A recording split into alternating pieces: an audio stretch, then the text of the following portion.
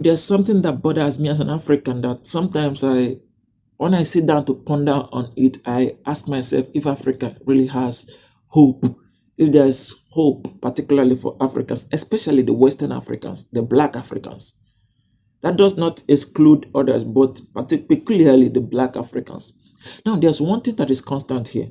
Whenever you hear Donald Trump threatening a particular African nation, or the president, or whatever it is, there's always a constant.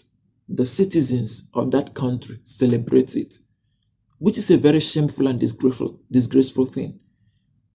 Every country is a sovereign nation, and there is no way an external force should be imposing policies, their own policies, on a sovereign nation.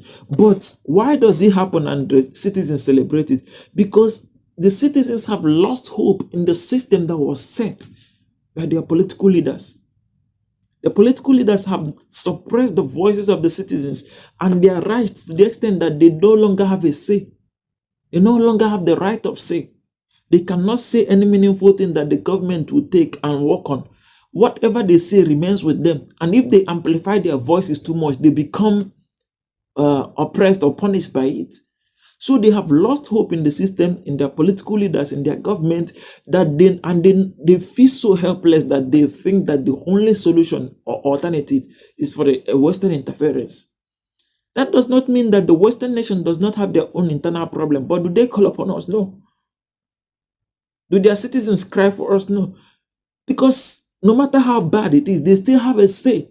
But in Africa, you don't have a voice. You cannot say anything that stands. And it is really bad. It's really affecting it is really affecting us.